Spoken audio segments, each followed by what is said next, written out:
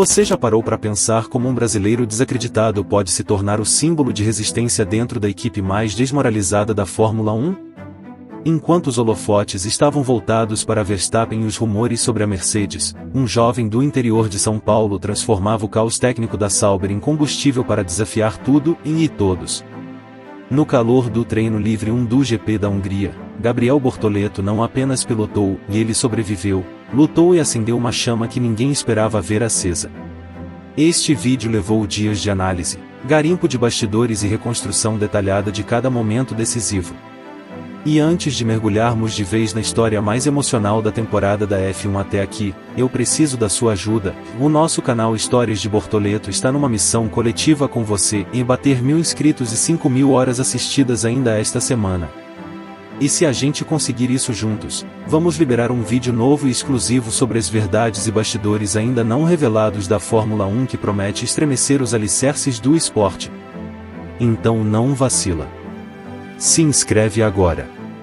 E mesmo que você esteja ocupado, deixa esse vídeo rolando até o fim, em cada segundo importa.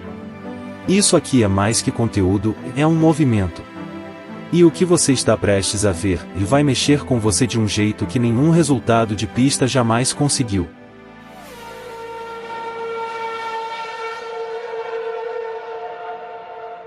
Você consegue imaginar o que passa pela cabeça de um piloto quando o próprio time parece não acreditar nele?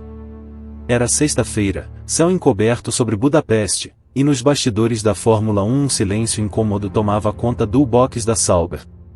O treino livre 1 estava prestes a começar, mas não havia euforia.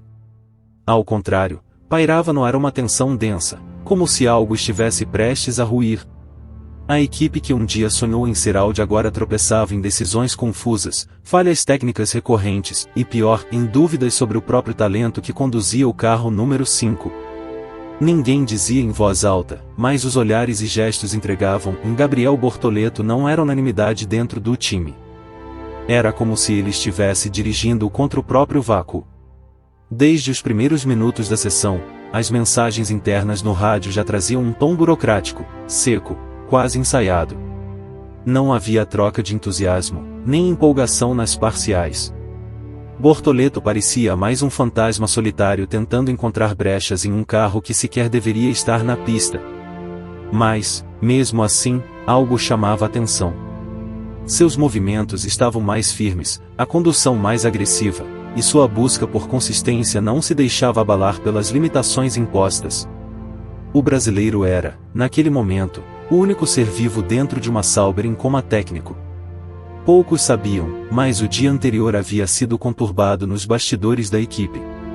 Reuniões a portas fechadas, troca de engenheiros de última hora e o rumor de que Poirot seria mais uma vez o nome preferido para os dados de desenvolvimento. Tudo parecia conspirar contra o jovem brasileiro. Mas foi justamente nesse cenário de crise silenciosa que Bortoleto começou a reescrever sua narrativa. Afinal, o que é mais poderoso do que resistir quando todos esperam que você desista? E se esse momento de tensão, em vez de sufocar, estivesse apenas criando o solo perfeito para um incêndio emocional sem precedentes? Quem tem coragem de dizer em voz alta que há sabotagem em uma equipe de Fórmula 1? Ninguém. Mas no fundo dos boxes da Sauber, tudo soava como um teatro mal ensaiado. A troca inesperada de pneus, os dados de telemetria que não batiam com o que Bortoleto sentia na pista, os longos silêncios nos rádios quando ele questionava estratégias. Aquilo não era apenas descuido técnico. Era pessoal. E era velado. Mesmo com sua conduta impecável e suas respostas firmes nas entrevistas, Gabriel já percebia o que estava acontecendo, e existia uma clara preferência da engenharia por outros pilotos, e ele não era um deles. No paddock, jornalistas especializados começaram a cochichar. Alguns perceberam que, durante a madrugada, houve troca de componentes entre os dois carros da equipe.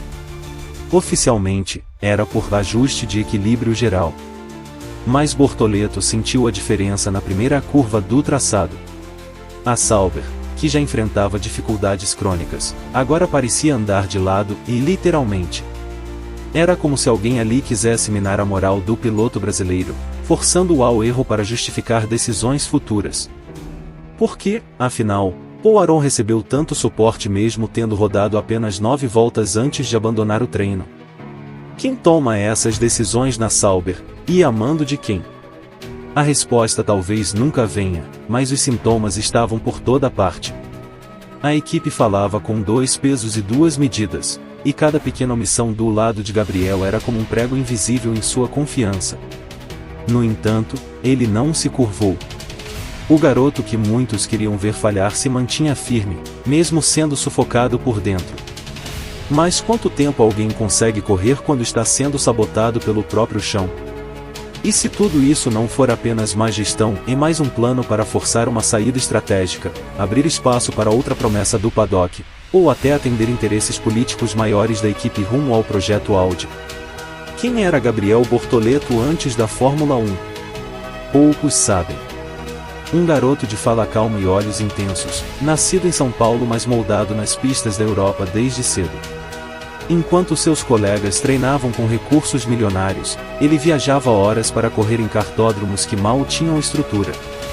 Foi campeão da FREC em 2022, depois dominou a Fórmula 3 com uma frieza que lembrava os grandes. Mas, mesmo assim, não foi recebido como um prodígio.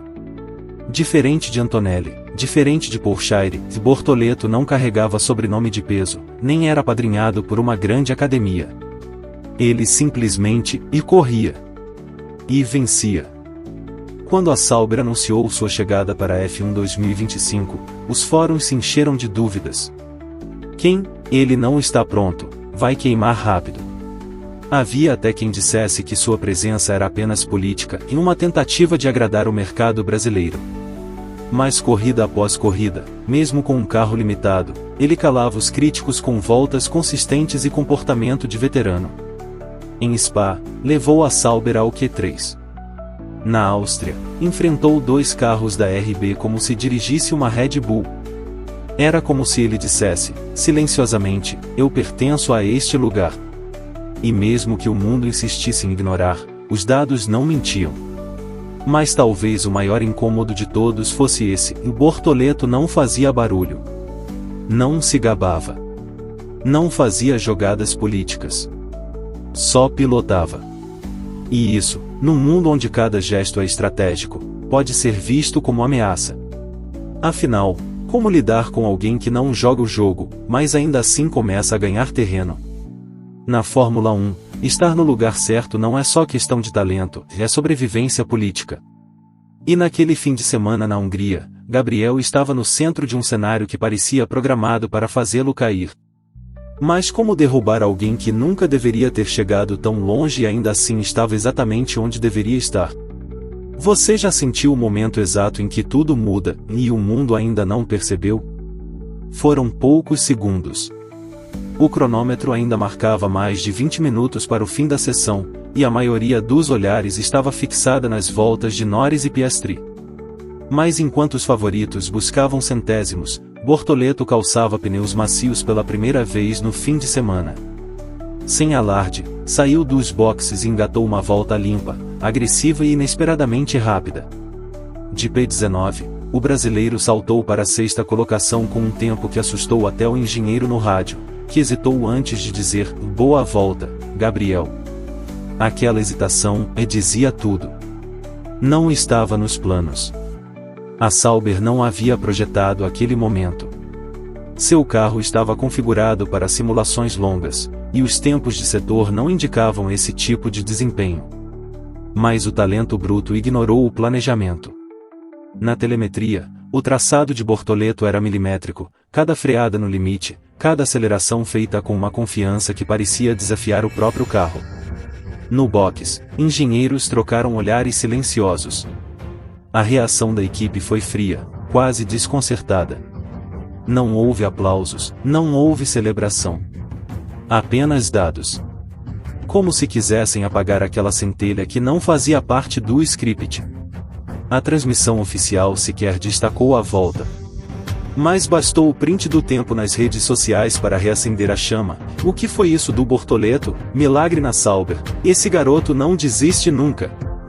A comunidade brasileira explodiu em apoio e em revolta por ele ter sido ignorado pela cobertura internacional. Aquela volta não duraria muito. Ele seria superado minutos depois, cairia de novo no fundo da tabela. Mas a impressão ficou. Era como se, mesmo sendo silenciado, ele gritasse por dentro da pista. E será que uma única volta, perdida no meio de um treino livre, pode mudar o rumo de uma carreira inteira? Você consegue sentir quando algo vai dar errado, e mesmo antes de acontecer? Era como um sussurro mecânico. Com pouco mais de meia hora de sessão, tudo parecia estabilizado. Mas então veio o aviso em bandeira amarela. Imediatamente depois, a Sauber de Poirot parou na área de escape, vítima de um apagão técnico que nem mesmo os engenheiros conseguiram explicar de pronto. Foi nesse exato momento que o destino começou a se inverter para Bortoleto. Quando o treino foi retomado, ele voltou à pista com pneus já desgastados e enfrentou um carro que simplesmente não respondia. Era como se algo tivesse sido desconectado por dentro, silenciosamente. Nos rádios, Gabriel soava confuso: o carro está estranho e não está igual à volta anterior. A resposta da equipe foi evasiva: estamos verificando. Mas não houve correção. Apenas silêncio. No replay da transmissão, o público percebeu algo que os dados confirmaram depois: Bortoleto precisou corrigir o carro 3 vezes em apenas 2 setores. Pequenas escapadas, freadas mal distribuídas, o equilíbrio do chassi havia sumido. E com isso, o tempo desapareceu. Da 6ª posição, ele despencou para a 19ª. Não houve aviso prévio, nem explicação clara. Apenas a sensação sufocante de que algo foi tirado dele e ninguém queria falar sobre isso. O público não entendeu. Os comentaristas desviaram o foco. Mas a equipe rivalizou internamente com um dilema: teria sido falha real, ou ajuste deliberado para evitar que Bortoleto ofuscasse Aron e o projeto da casa? A teoria que circulava era de que um mapa de motor menos agressivo foi ativado sem notificação. Real ou não, o fato é que a reação foi imediata.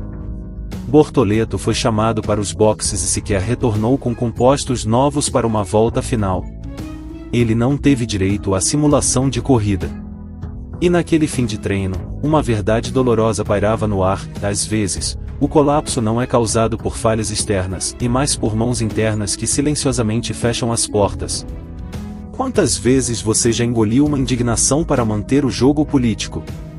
Ao sair do carro, Gabriel Bortoleto tirou o capacete com movimentos lentos. Seu semblante estava neutro, mas quem o conhecia sabia e havia algo fervendo por dentro. Dentro do motorhome, uma conversa privada entre ele e seu engenheiro principal foi registrada apenas por fontes internas. Gabriel teria perguntado, de forma direta: vocês mexeram no mapeamento? O engenheiro, visivelmente desconfortável, respondeu: foram ajustes estratégicos de última hora. A resposta não o convenceu. Na Fórmula 1, onde tudo é cronometrado ao milésimo, nenhuma mudança acontece sem motivo técnico ou político. O silêncio da equipe após a sessão só reforçou a suspeita. Nenhuma menção ao desempenho temporário no top 6. Nenhum destaque nas redes sociais da Sauber, nenhuma entrevista oficial do chefe de equipe sobre o progresso do brasileiro. Era como se aquela volta brilhante nunca tivesse existido. A estratégia era clara: abafar. Reduzir o ruído, manter o foco em Aron e seguir a cartilha interna. Mas fora dos muros da Sauber, o barulho crescia. Nas redes, torcedores brasileiros acusavam a equipe de sabotagem, enquanto jornalistas independentes começaram a fazer perguntas incomodas nas coletivas. A revolta tomava corpo, e mais dentro da garagem, Bortoleto mantinha o jogo de cintura. Ainda assim, ele não ficou completamente só. Durante a noite, membros de outras equipes, incluindo engenheiros da Williams e da Haas, o procuraram discretamente para elogiar sua volta e pedir dados de comparação. Um gesto sutil, mas cheio de significado, fora da bolha da Sauber, o talento de Gabriel já era notado e respeitado. Ele sabia que não poderia bater de frente com o time, mas também não iria abaixar a cabeça. E quando um piloto começa a receber olhares de fora, silenciosos e respeitosos, será que não é ali que começa a virada? Porque às vezes, a revolução não começa com um grito, e mais com um sussurro cheio de verdade. O que acontece quando até os maiores deixam escapar a vitória? Enquanto Gabriel Bortoleto lidava com o silêncio incômodo da própria equipe, o cenário no topo do grid também balançava. Max Verstappen, até então símbolo da estabilidade na Red Bull, confirmou sua permanência no time. Mas o que deveria ser uma notícia tranquilizadora, foi recebida com ar de resignação. A dominância que um dia o consagrou, agora o deixava 88 pontos atrás de Oscar Piastri, e um nome que, com a McLaren, começa a escrever uma nova era. E enquanto o paddock debatia se Max ainda era o rei da geração, a atenção se voltava para os nomes em ascensão. Nomes como o de Bortoleto. No GP da Hungria, a McLaren demonstrou uma supremacia técnica que intimidava até mesmo Ferrari e Mercedes. Lando Norris, em entrevista, admitiu que a chave não era mais quem era mais rápido, e mais quem errava menos. Essa confissão expunha uma verdade brutal, e a margem para falhas havia sumido. E nesse ambiente onde a perfeição é a nova moeda de sobrevivência, pilotos como Bortoleto, que evoluem silenciosamente em meio ao caos, começam a aparecer investimentos mais seguros do que os veteranos desgastados. Ele não estava ganhando corridas, mas estava ganhando olhares. E na Fórmula 1, ser notado por quem importa é o primeiro passo para mudar de equipe. Enquanto gigantes como Mercedes enfrentavam suas crises de sucessão, e com Russell e Antonelli ainda sem renovação oficial, havia um burburinho nos bastidores de que um novo ciclo de talentos estava se formando, e Gabriel podia ser parte dele. O colapso da Sauber contrastava com o crescimento técnico de outras equipes, e tudo indicava que o mercado de pilotos para 2026 não seria decidido apenas por performance, mas por inteligência emocional, consistência e capacidade de adaptação sob pressão. E nesse quesito, quem mais impressionava era justamente o piloto que menos falava. Afinal, o que é mais assustador para os gigantes, um adversário rápido, ou um que ninguém esperava, e não para de crescer? Você já esteve tão perto de desistir que só o orgulho te segurou? Na noite anterior ao segundo treino livre, Gabriel Bortoleto jantava sozinho em um restaurante discreto próximo ao Danúbio. O rosto cansado, a postura contida, o telefone virado para baixo. Seu engenheiro-chefe chegou em silêncio, pediu um café, e após alguns minutos de silêncio, perguntou: "Você quer continuar?" Não era uma provocação, era uma preocupação real. O clima interno da Sauber havia se tornado tóxico, e todos sabiam. Naquela mesa, longe dos flashes, o piloto brasileiro admitiu pela primeira vez: "Estou no meu limite. Mas se eu parar agora, eles vencem." As palavras ficaram no ar, pairando como fumaça densa. Gabriel não queria ser apenas mais um nome esquecido nos rodapés dos blogs esportivos. Ele sabia que não tinha o melhor carro, nem o melhor contrato, mas tinha algo que poucos ali tinham: um sangue nos olhos e um país inteiro pronto para defendê-lo. Ele não precisava vencer uma corrida, precisava vencer o sistema.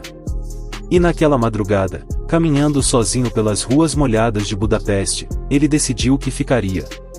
Não pela Sauber, mas por ele. Pela criança que sonhava com Fórmula 1 quando corria de carrinho de rolimã na calçada. Pela geração que não viu Senna ao vivo, mas quer sentir o mesmo orgulho de novo. A dúvida virou combustível. E no dia seguinte, mesmo sem peças novas no carro, mesmo sem mapa de motor agressivo, Gabriel entrou no cockpit com uma fúria serena. Não havia mais espaço para medo, nem para hesitação. Ele já sabia que o sistema queria dobrá-lo. Mas havia algo que nenhum dado técnico poderia prever: quando um piloto decide correr com o coração em chamas, nenhuma simulação consegue calcular o que pode acontecer. E se aquele momento de fraqueza silenciosa fosse exatamente o que estava faltando para que ele se tornasse inquebrável? Você consegue ouvir um país inteiro num silêncio de pista? Depois do treino, ao ser cercado por repórteres na zona mista, Gabriel Bortoleto olhou diretamente para a câmera da emissora brasileira e, com a voz firme, disse: "Eu sei o que represento. E se eu puder dar uma mensagem para quem está assistindo do Brasil, e não importa onde te colocam, importa onde você acredita que pode chegar." Aquela frase viralizou. Não apenas pela eloquência, mas pela forma como ele disse. Sem script, sem marketing. Só verdade. E, naquele momento, ele não era apenas um piloto. Era símbolo. Era espelho. Era a resposta de uma geração que sonha alto mesmo sem patrocínio, mesmo sem estrutura. As redes sociais explodiram. #Bortoleto Orgulho Nacional entrou nos Trending Topics. Ex-pilotos como Felipe Massa e Rubens Barrichello se manifestaram em apoio. Um vídeo editado por fãs, sobre a volta milagrosa ao P6, já somava milhões de visualizações. Mais do que um desempenho, Bortoleto entregava emoção crua. Algo raro na Fórmula 1 moderna, tomada por PRS robóticos e declarações calculadas. Ele lembrava a cena, não pelas vitórias, mas pela intensidade com que vivia cada curva. E mesmo sabendo que estava em 19º no treino final, o público brasileiro o tratava como um herói, porque entenderam que ali havia mais do que tempos de volta. Havia resistência. A pressão sobre a Sauber aumentava. O Brasil exigia respeito. A imagem de Bortoleto estampava capas de portais internacionais. E por mais que a equipe tentasse manter o foco em resultados frios, eles não podiam ignorar que agora tinham uma estrela em mãos. Mas o que fariam com isso? O medo, nas palavras de um engenheiro rival, era real. Se a Sauber não cuidar bem dele, alguém vai. E quem cuida bem de seus heróis, e escreve história. Será que, naquele momento, o time suíço finalmente entendeu o que estava nas mãos? Ou será que ainda estavam presos à política, incapazes de perceber que Gabriel não era mais só deles, era do Brasil inteiro? Você consegue reconhecer uma vitória escondida numa aparente derrota? A bandeira quadriculada desceu, e o nome de Gabriel Bortoleto apareceu em 19º na tabela final do treino livre 1. Os números eram cruéis. Mas números, por si só, não contam histórias completas. Nenhum dado da tela mostrava que ele havia passado boa parte da sessão com um carro desequilibrado, sem telemetria atualizada, com pneus gastos e carga de combustível imprevisível. Nem que, mesmo assim, ele manteve a média de tempo mais constante entre os últimos 10 colocados. A simulação de corrida sequer aconteceu, porque a Sauber priorizou ajustes para Aron e mais uma vez. Mas os olhos atentos sabiam onde procurar. No centro de engenharia da McLaren, um técnico observou a telemetria da Sauber e comentou, sem saber que seria ouvido, e esse brasileiro tem feeling. Na Ferrari, os estrategistas destacaram sua leitura de pista ao manter ritmo mesmo sem DRS em pleno segundo setor. E entre os fãs que acompanharam frame por frame da sessão, um dado era gritante: Bortoleto teve uma das melhores entradas de curva 5 do circuito, com precisão milimétrica. Aquilo não aparece nas manchetes. Não dá cliques. Mas é o tipo de coisa que, nos bastidores, define contratos. A imprensa internacional ignorou. A Sauber silenciou. Mas os que enxergam além do óbvio viram o que realmente aconteceu: Gabriel não caiu. Foi jogado para baixo. E mesmo assim, entregou. E quando alguém consegue mostrar qualidade sem ter estrutura, sem apoio e contra o próprio sistema, e essa pessoa não é mais um coadjuvante, é um problema. Um risco. Um nome que não pode mais ser ignorado.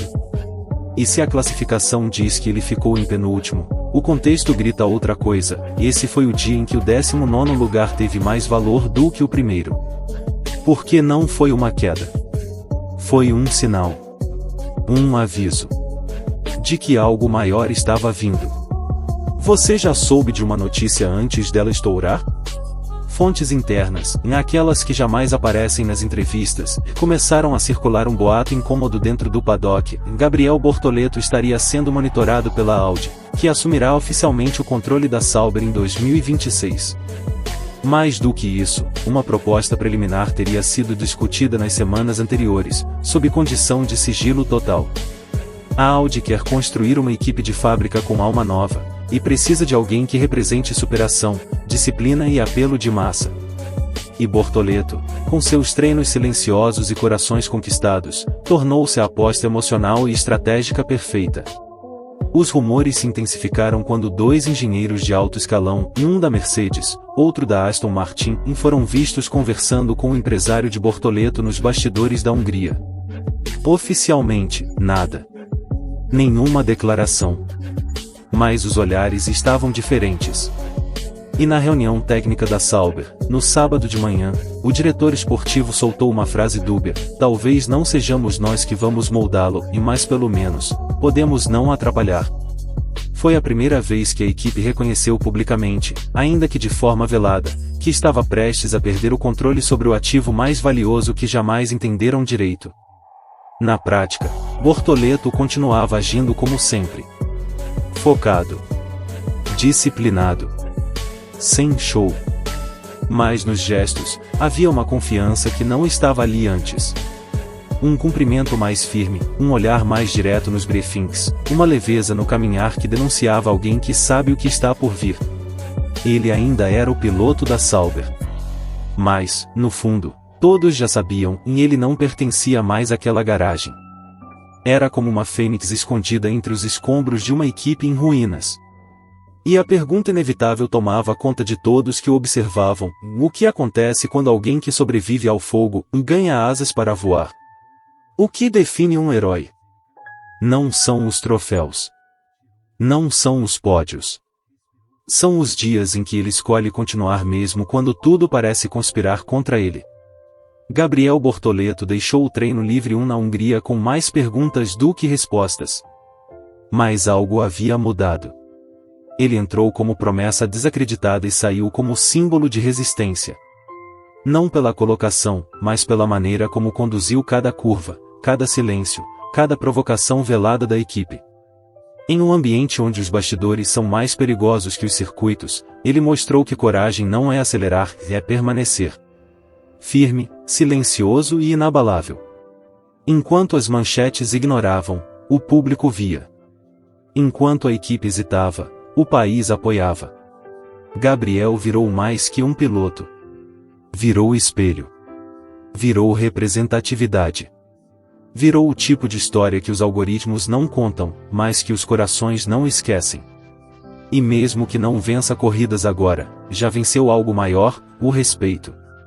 E talvez, só talvez, isso seja o que realmente transforma um nome comum em lenda. Não pela glória, mas pela jornada. Não pelo título, mas pela luta. Porque na Fórmula 1, e na vida, e os que resistem além do esperado, são os que mais inspiram. E se você chegou até aqui, você faz parte disso. Esta história é nossa. E juntos, temos uma missão: em transformar o canal Histórias de Bortoleto em um movimento coletivo. Estamos rumo a 1000 inscritos e 5000 horas assistidas, e se você se inscrever agora, deixar esse vídeo rodando até o fim e compartilhar com alguém que ama velocidade e emoção, você estará ajudando a contar a verdade que ninguém mostra. E quando alcançarmos essa meta, vamos liberar um documentário exclusivo revelando os bastidores que a Fórmula 1 nunca teve coragem de expor. Vamos juntos. Porque esta história ainda está só começando.